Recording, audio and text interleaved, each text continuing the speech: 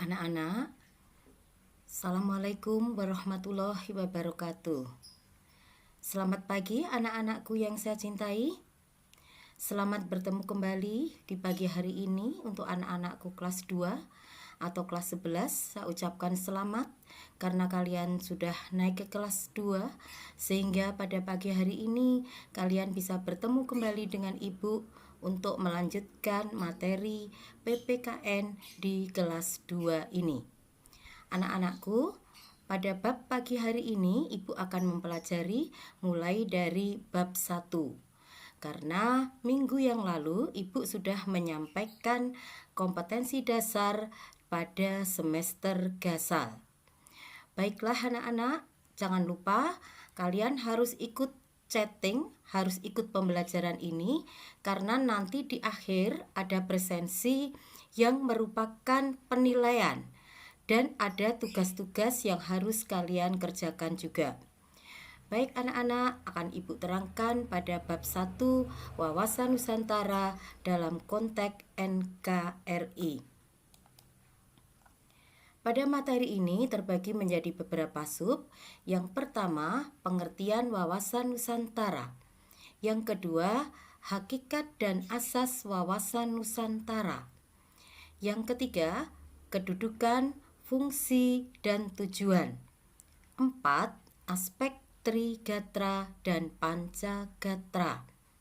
Kemudian yang kelima adalah hubungan antar gatra dan peran siswa dalam wawasan Nusantara. Pengertian wawasan Nusantara terbagi menjadi 2, secara etimologi dan menurut kelompok kerja Lemhanas tahun 1999. Secara etimologi, wawasan Nusantara berasal dari kata wawasan dan Nusantara. Wawas berarti adalah pandangan, tinjauan, dan penglihatan. Jadi wawasan adalah pandangan, tinjauan. Wawasan berarti pula cara pandang atau cara melihat. Kemudian Nusantara berasal dari kata nusa dan antara. Artinya pulau atau kesatuan kepulauan. Antara artinya menunjukkan letak antara pulau yang satu dengan pulau yang lain. Jadi Nusantara adalah kesatuan kepulauan yang terletak antara dua benua, yaitu benua Asia dan benua Australia, dan juga Samudra Hindia dan Samudra Pasifik. Kemudian pengertian wawasan Nusantara menurut atau yang dibuat oleh Lemhanas tahun 1999 adalah cara pandang dan sikap bangsa Indonesia mengenai diri dan lingkungannya yang serba beragam dan bernilai strategis dan mengutamakan persatuan dan kesatuan dalam wilayah untuk menyelenggarakan kehidupan bermasyarakat dan untuk mencapai tujuan nasional. Kemudian yang kedua, hakikat wawasan Nusantara. Hakikat wawasan Nusantara adalah keutuhan dan kesatuan wilayah nasional. Dengan kata lain, hakikat wawasan Nusantara adalah persatuan bangsa dan kesatuan wilayah. Kemudian yang kedua, asas wawasan Nusantara. Yang pertama, kepentingan yang sama. Kemudian asas keadilan, asas kejujuran, asas solidaritas, asas kerjasama, dan asas kesetiaan. Tugas kalian di sini adalah mencari bagaimana asas-asas tersebut. Kalian harus bisa menjelaskan Bagaimana asas kepentingan yang sama, bagaimana asas keadilan. Coba kalian cari untuk PR sehingga kalian bisa menjelaskan atau mengerti maksud dari asas-asas berikut ini. Kemudian kedudukan, fungsi, dan tujuan. Kedudukan wawasan Nusantara itu sebagai wawasan nasional bangsa Indonesia yang diyakini kebenarannya oleh seluruh rakyat Indonesia agar tidak terjadi penyimpangan di dalam mewujudkan tujuan nasional. Apa yang sebenarnya diyakini kebenarannya?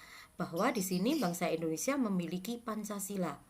Bangsa Indonesia memiliki UUD 45. Bangsa Indonesia memiliki lambang persatuan yaitu Bhinneka Tunggal Ika. Bangsa Indonesia memiliki bendera dan sebagainya.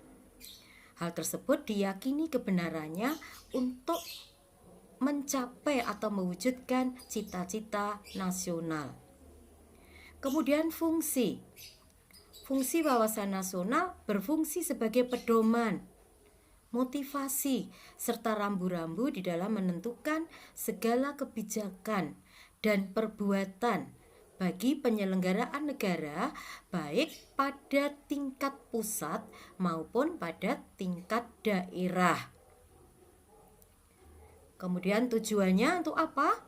Tujuannya adalah untuk mewujudkan nasionalisme, ya. Karena tadi hakikatnya adalah bagaimana mewujudkan persatuan.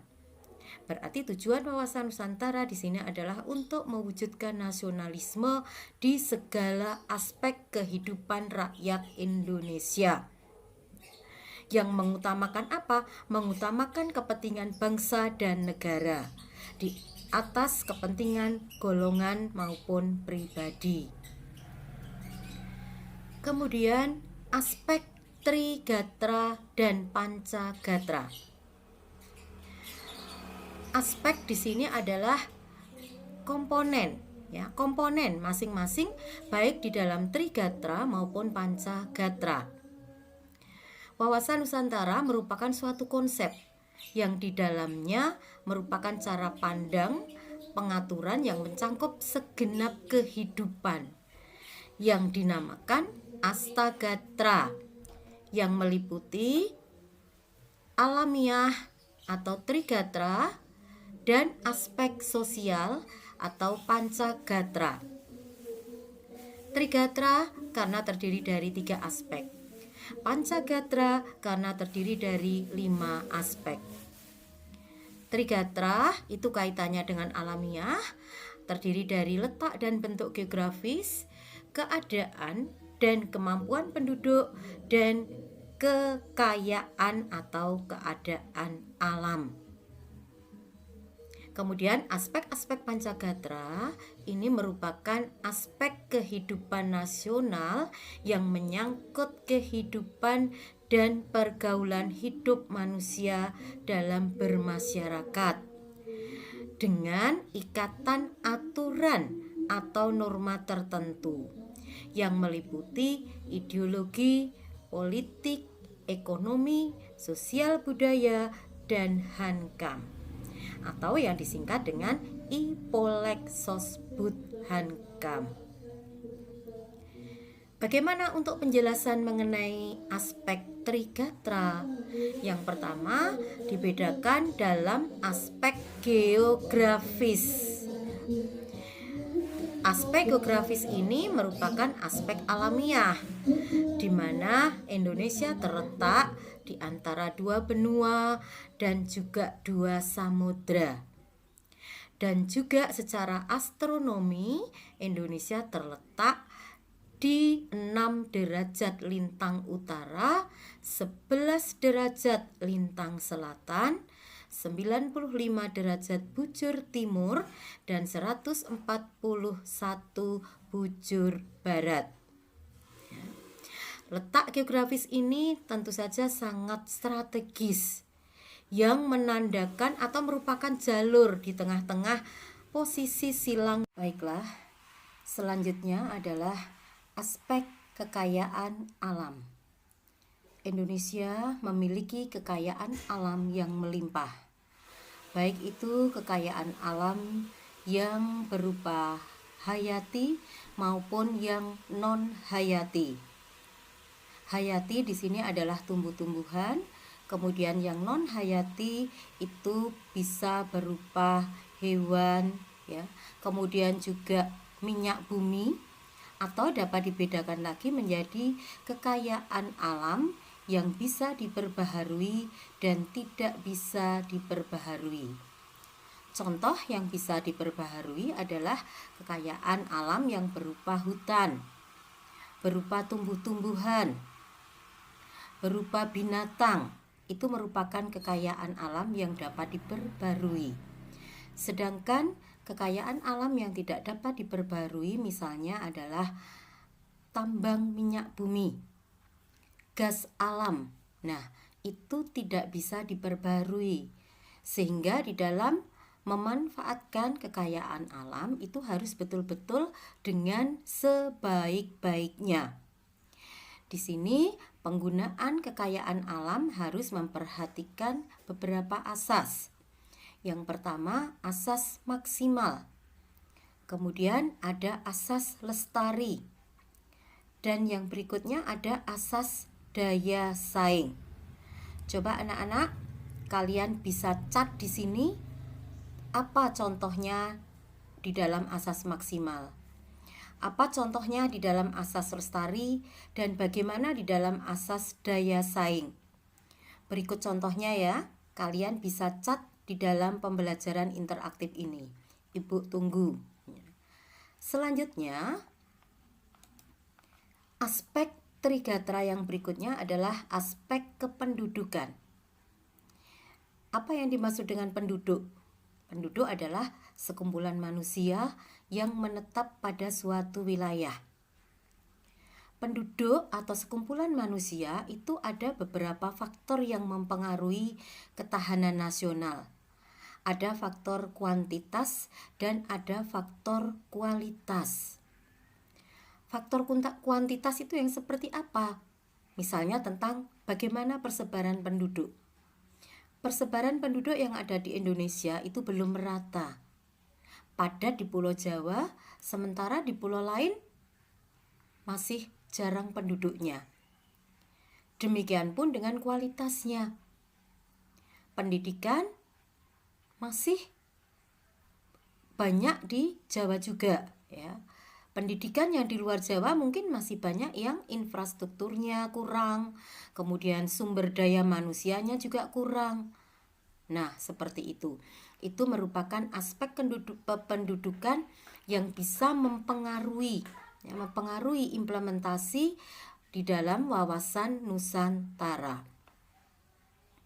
Terkait dengan jumlah dan sebaran penduduk, sementara faktor kualitas itu terkait dengan kesehatan, pendidikan, dan gaya hidup.